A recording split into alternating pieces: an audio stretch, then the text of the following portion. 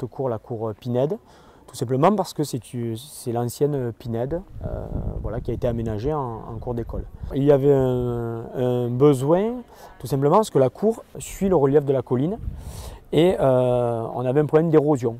C'est-à-dire que dès qu'il pleuvait, on avait énormément d'eau qui dévalait vers l'école et qui parfois pouvait inonder l'école et qui faisait affleurer les racines de tous les arbres qu'on voit ici, ce qui pouvait engendrer également une certaine dangerosité. Donc il fallait qu'un projet soit mis en place. C'est pour ça qu'on en arrive aujourd'hui à envisager un projet autour de la désimperméabilisation des cours d'école qui va interroger à la fois, on va dire, quelque chose qui va permettre d'infiltrer l'eau et donc de lutter contre l'artificialisation et donc du coup de faire en sorte que le cycle de l'eau soit un peu amélioré, mais en même temps ça permet de lutter contre les îlots de chaleur parce qu'on sait très bien qu'une cour d'école, bon, c'est quand même du goudron qui chauffe et on a des zones qui peuvent atteindre plus que 60 degrés et donc tout ça, ça permet à la fois d'apporter du confort pour les élèves et en même temps de répondre à des enjeux environnementaux.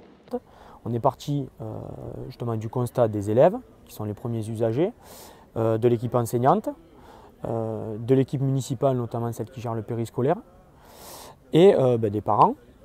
Et à partir du constat qui a été fait, on a tiré des conclusions, on a émis des souhaits, en concertation avec les services techniques, etc., pour essayer de trouver la meilleure solution en termes d'utilisation de cours après les travaux, mais aussi régler ce fameux problème de ruissellement et d'érosion qui à terme pouvait engendrer tout simplement le fait de couper tous les arbres. L'eau pluviale, c'est une ressource.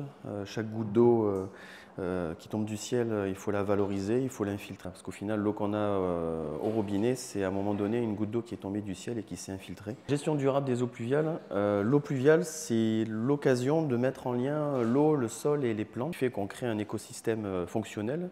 C'est ça qui permet de favoriser la biodiversité. Par biodiversité, il faut bien se dire que ce n'est pas juste une liste d'espèces végétales et animales. La biodiversité, c'est aussi la diversité génétique, c'est permettre des liens, des connexions, des interconnexions entre les espèces. Et ça se réfléchit pour créer des aménagements, et même en ville, qui permettent de rendre des écosystèmes fonctionnels. Parce qu'il faut que les services dialoguent en amont sur la réflexion du projet, et dialoguent aussi sur qui va gérer. En fait, les enfants aujourd'hui passent en moyenne 2 heures par jour dans leur cours de récréation. C'est donc un espace vraiment qui est primordial pour eux et c'est un espace qui se doit être à la fois un espace de jeu, d'échange, de partage et d'apprentissage. C'est d'essayer vraiment de transformer des espaces totalement asphaltés en ce qu'on appelle des véritables oasis urbaines, végétalisées et rafraîchies. Faire face aujourd'hui, se préparer à faire face aux enjeux du dérèglement climatique. Et ce qui est important, ce qui est intéressant, c'est de voir que cette adaptation, ça va être un levier majeur pour favoriser et réfléchir à comment on va pouvoir améliorer le bien-être des enfants. Ce qu'on a remarqué, c'est que c'était plus apaisé après la réalisation des travaux, parce que même si les zones ne sont pas vraiment définies, en créant certains îlots de verdure, on a créé des coins. Et donc les enfants jouent plus calmement. C'est ce qu'on a constaté en tout cas. Notamment par rapport au revêtement de sol. On a des zones de gravier, des zones de copeaux. Et du coup, ça se passe bien dans la cour. Cette démarche participative, donc il faut savoir qu'une cour, c'est vraiment un système complexe.